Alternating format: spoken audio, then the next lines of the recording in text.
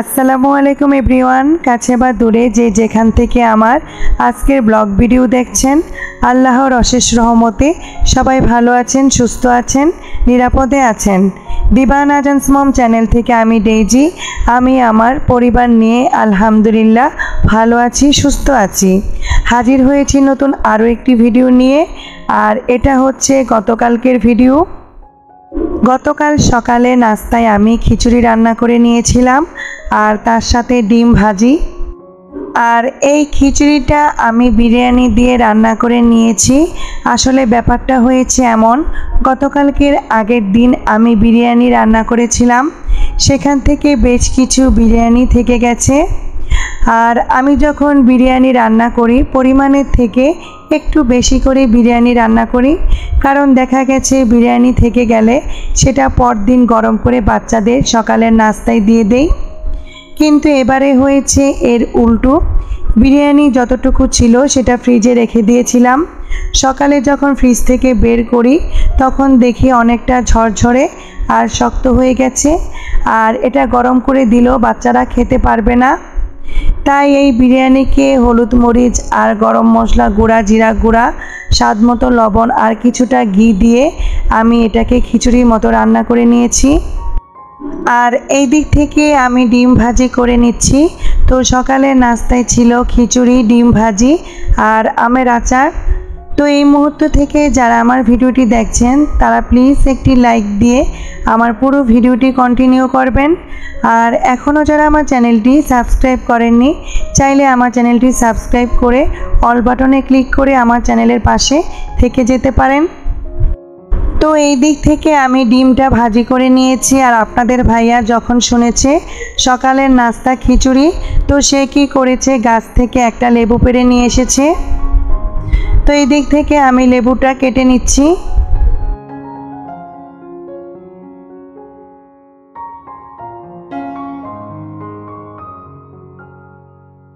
তো এই দিক থেকে আমি খিচুড়ি, ডিম ভাজি দিয়ে টেবিল সাজিয়ে নিয়েছি। আর এর মধ্যে সবাই নাস্তা করতে বসে গিয়েছিল। তো আমার মেয়েটাও স্কুলে যাবে, রেডি হয়ে গেছে, তো তাকেও বলেছি নাস্তা করে নিতে। তো এই দিক থেকে আমি সবার প্লেটে খিচুড়ি বেড়ে দিচ্ছিলাম। তো খিচুড়ি খাওয়ার সময় দেখা গেছে কারোর প্লেটে কলা, কারোর প্লেটে ঘিলা আর কয়েক টুকরো মাংস পড়েছে। তো আপনাদের ভাইয়া বলছিল খিচুড়ি কি মাংস দিয়ে রান্না করেছি কি না। পরে আমি বললাম না, এটা বিরিয়ানি দিয়ে খিচুড়ি রান্না করে নিয়েছি। তো কিছুক্ষণ আপনাদের ভাইয়া আমার মুখের দিকে তাকিয়েছিল আর বলল আমার কি বুদ্ধি যে আমি বিরিয়ানি দিয়ে খিচুড়ি রান্না করে নিয়েছি। তো এই কথা শুনে আমি বলেছি মাঝে মাঝে কিন্তু বুদ্ধি খাটিয়ে চলতে হয়, যদি সেই বুদ্ধি দিয়ে ভালো কিছু হয়। তো এই বলে আমরা সবাই হাসাহাসি করছিলাম। আর সকালের নাস্তাটা আলহামদুলিল্লাহ খুব মজা করে খেয়ে নিয়েছিলাম।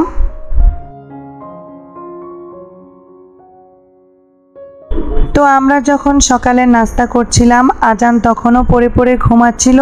তো সকালের নাস্তা ওকে ছাড়াই করে নিয়েছি। আর গতকাল রাতে বৃষ্টি হয়েছিল, আর বৃষ্টি হলে ছাদের মধ্যে যে পানিগুলি জমে সেটা আবার ছিটে ছিটে বারান্দায় এসে পড়ে যায়। তো কিছুটা বারান্দা নোংরা হয়ে গেছে, তো এটা আমার হেল্পিং হ্যান্ড এসে পরিষ্কার করে নেবে। আর বৃষ্টি হওয়ার পর দেখেন সকালের আবহাওয়াটা খুবই সুন্দর দেখাচ্ছে। তো কিছুক্ষণ আমি বারান্দায় ছিলাম আর বারান্দার ভিউটা আমি একটু ক্যাপচার করে নিয়েছি। তো অনেকে আছেন আমার ভিডিওতে কমেন্টস করেন যে আমার বারান্দাটা অনেক সুন্দর, আমার বারান্দায় অনেক গাছ। আসলে অনেক গাছই ছিল, তো মাঝখানে কিছু গাছ নষ্ট হয়ে গেছে। তো এই নিয়ে খুবই মন খারাপ হয়। তো ভাবছি কিছু গাছ আবার বারান্দায় অ্যাড করব। তো এর মধ্যে দেখা গেছে আমি 2-1টা গাছ সরিয়ে আবার 2-1টা নতুন গাছ এনেছি। তো এর মাঝখানে বারান্দায় নতুন করে মাধবী লতা আর রঙ্গন ফুলের গাছ এনেছিলাম। তো এই 2 গাছ ছাদে ছিল, তো ছাদ থেকে এই গাছগুলো আমার বারান্দায় নিয়ে এসেছি। আর সকালে নাস্তা করার পর চা খাওয়া হয়নি, তো এই দিক থেকে আমি চা বানিয়ে নিয়েছি। আর অফ ক্যামেরায় আমি আর আপনাদের ভাইয়া চা খেয়ে নিয়েছি।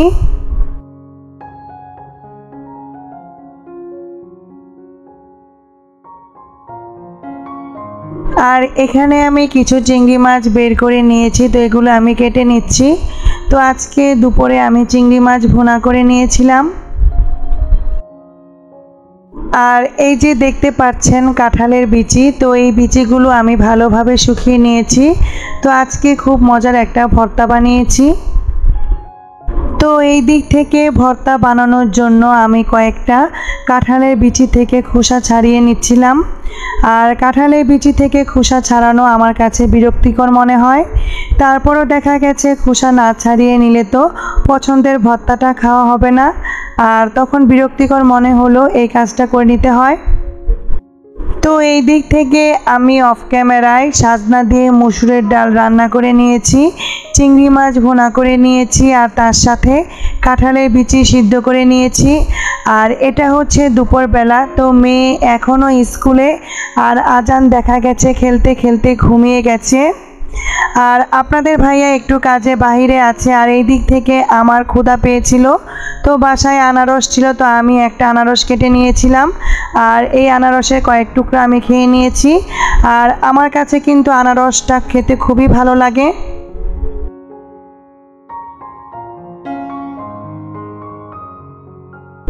আর এই দিক থেকে দুপুরে যে কি রান্না করেছি সেটা আমি আপনাদের মাঝে শেয়ার করলাম। তো এই ছিল আমার চিংড়ি মাছ ভুনা আর সাজনা দিয়ে মুসুরির ডাল।